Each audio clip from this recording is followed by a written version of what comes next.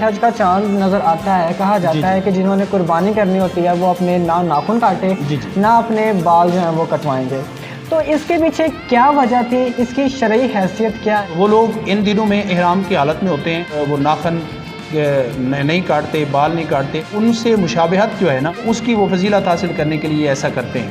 اجتماعی قربانی کی شرعی حیثیت زیادہ ہے یا انڈیویجولی قربانی کرنا زیادہ ثواب اس سے ملتا ہے؟ یہ آپ کا بہت اچھا سوال ہے بھائی۔ اگر کسی جگہ پہ لڑائی جھگڑے کا کوئی خطرہ نہیں تو وہاں پہ تو کسی قسم کی کوئی قباحت نہیں ہے، خاص طور پہ پاؤں کے حوالے سے بہت زیادہ لڑائی جھگڑا ہوتا ہے کہ پائے ہم نے لینے ہیں، کیونکہ 4 ٹھانگیں ہوتی ہیں اور 7 حصے ہوتے ہیں۔ جی جی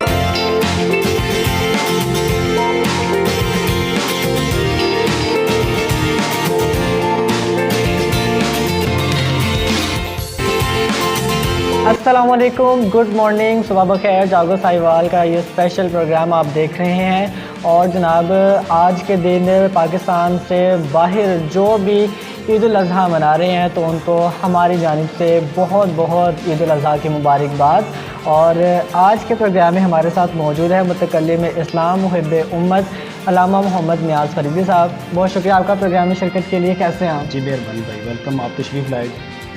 اچھا علامہ صاحب بتائیے گا، آج اوبویسلی لوگ جو ہیں وہ پاکستان سے باہر آج عید منا رہے ہیں، تو کیونکہ اب قربانی انہوں نے کر لی ہے، اب اس کے بعد وہ اب ناخن بھی تراشیں گے اور اپنے بال جو ہے وہ بھی کٹوائیں گے، تو یہ کیا آخر سب سے پہلا سوال تو میرا اس حوالے سے یہ ہے کہ جب ذوالحج کا چاند نظر آتا ہے کہا جاتا ہے کہ جنہوں نے قربانی کرنی ہوتی ہے وہ اپنے نہ ناخن کاٹے نہ اپنے بال جو ہیں وہ کٹوائیں گے، تو اس کے پیچھے کیا وجہ تھی، اس کی شرعی حیثیت کیا ہے ہمارے دین اسلام؟ اس کے اوپر نا زیادہ اس لیے توجہ دی جاتی ہے کہ ام المومنین جناب ام سلمہ رضی اللہ تعالیٰ عنہ، نبی پاک علیہ الصلوۃ والسلام کی زوجہ محترمہ اور ہماری ماں جی، ان کی طرف سے نا ایک حدیث ہے، آقا کریم علیہ الصلوۃ والسلام سے وہ روایت لیتی ہیں اور فرماتی ہے کہ جب کسی شخص نے قربانی کا ارادہ کیا ہے تو جو ہی حج کا چاند نظر آئے، اس ذوالحجہ کا چاند نظر آئے، تو اس نے جناب عید کی نماز پڑھنے تک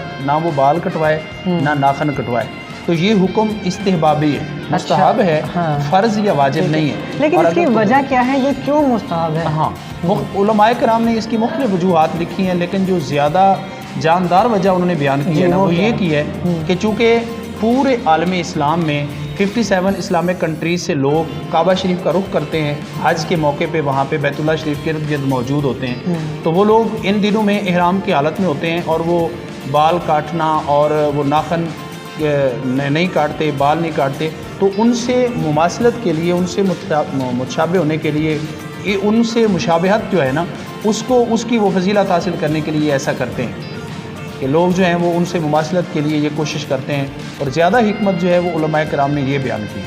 صحیح ہے۔ اچھا، قربانی کے حوالے سے میں آپ سے سوال کروں گا کہ کچھ لوگ مقروض ہوتے ہیں، انہوں نے لاکھ یا جتنا بھی انہوں نے قرضہ دینا ہوتا ہے وہ قرضہ دینے مطلب کہ وہ واجب القرض ہوتے ہیں، تو یہ بتائیے گا کہ کیا وہ قربانی دے سکتے ہیں جنہوں نے قرضہ دینا ہو؟ وہ بھائی اس طرح ہے کہ آج کی ڈیٹ کے اعتبار سے نا قربانی اس بندے کے اوپر واجب ہے۔ اکثر جو علماء ہیں ہمارے وہ کہتے ہیں کہ جو حجاج وہاں پہ حاضر ہوتے ہیں ان پہ تو قربانی فرض ہے، لیکن ہمارے جو ادھر لوگ ہیں نا، باقی جو مسلمان ہیں ان کے اوپر قربانی واجب ہے، لیکن چند ایک لوگ ایسے ہیں جو سنت موقدہ کے قائل ہیں بعض مسالک، لیکن اکثریت جو ہے وہ مسلمانوں کی وہ اس چیز کی قائل ہے کہ اگر کسی شخص کے پاس آج کے دن کے اعتبار سے 1,60,440 روپے سے زیادہ اگر کسی بھائی کے اکاؤنٹ میں ہے تو اس کے اوپر قربانی واجب ہے۔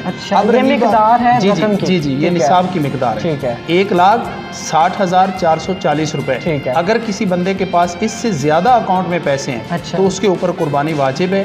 اگر گھر میں زیادہ افراد ہیں، باپ کا الگ اکاؤنٹ ہے، بیٹے کا الگ ہے، تو ان کی طرف سے ایک نہیں ہوگی، الگ الگ قربانیاں ان کو کرنی پڑیں گی۔ اچھا، مہنگائی کے آپ کو پتہ ہے کہ مہنگائی کے جو اعداد و شمار ہے وہ اپ ڈاؤن ہوتے رہتے ہیں، تو یہ جو آپ نے ابھی بتائی ہے جی 1,60,440 جی، تو یہ اپ ڈاؤن بھی ہوتی رہتی ہے جی اس بالکل، حساب سے؟ چونکہ یہ چاندی کے اعتبار سے، نصاب کے اعتبار سے میں نے آپ سے عرض کیا ہے، تو جو آج کا چاندی کا ریٹ ہے نا پاکستان میں، یہ میں نے اس حساب سے آپ کو ذکر کیا. اور کتنی چاندی ہونی چاہیے؟ وہ 52.5 تولے. ٹھیک ہے. تو دوسرا جو آپ نے جو اس حوالے سے جو توجہ دلائی ہے نا کہ اگر ایک بندے کے پاس قرض ہے، اگر تو کسی آدمی نے اتنا قرض دینا ہے کہ وہ قرض ادا کرنے کے بعد اس کے پاس 1,60,440 روپے نہیں بچتے، اچھا، تو اس کے اوپر قربانی نہیں ہوگی.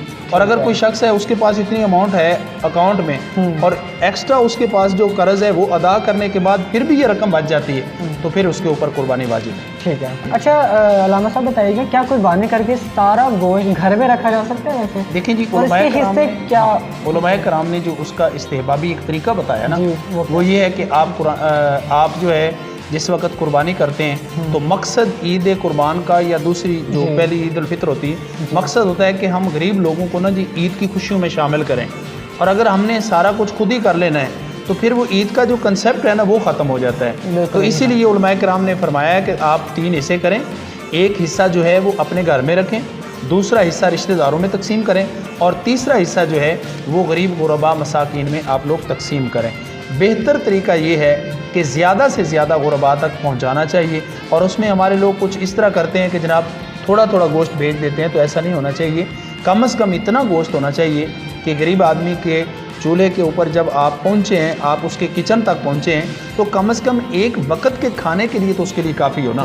تو تھوڑا تھوڑا آپ دیں گے تو وہ عید کی خوشی میں شامل نہیں ہو سکے. اچھا ایک کوشچن میں کروں گا اجتماعی قربانی سے لے کے کہ آج کل کے اس دور میں، کیونکہ آپ کو پتہ ہے مہنگائی کا بہت زیادہ جس کی وجہ سے بہت مشکل حالات ہیں لوگوں کے، تو لوگ جو ہیں وہ اجتماعی قربانی کو زیادہ پریفر دے رہے ہیں. تو مجھے اب یہ بتائیے گا کیا اجتماعی قربانی کی شرعی حیثیت زیادہ ہے یا انڈیویجولی قربانی کرنا زیادہ ثواب اس سے ملتا ہے؟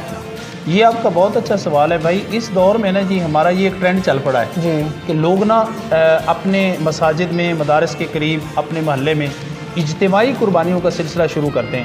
اب اس میں جو خرابی آ رہی ہے نا، بعض اوقات ایسا ہوتا ہے کہ ویسے ہی اگر ایک جانور میں 7 حصے ہیں نا، تو ان حصص کی تقسیم ایسی ہوتی ہے کہ ایسے ہی ڈیریاں لگا دیتے ہیں، لو جی اٹھا لو.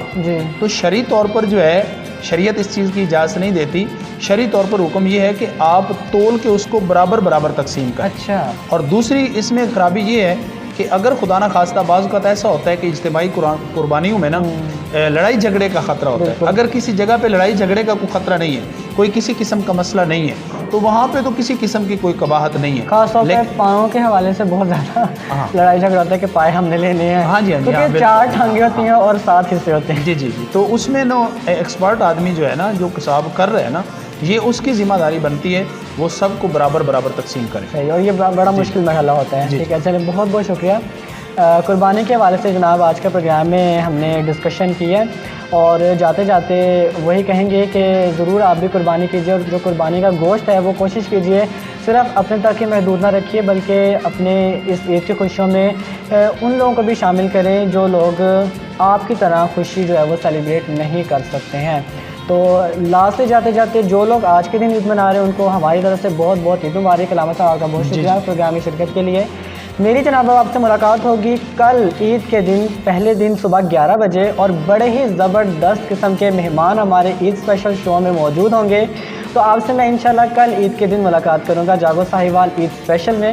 تب تک کے لیے اپنے میزبان امان شاہد کو دیجیے اجازت. آپ ویری گڈ مارننگ، اور جو لوگ عید منا رہے ہیں ان کو عید مبارک. اللہ حافظ.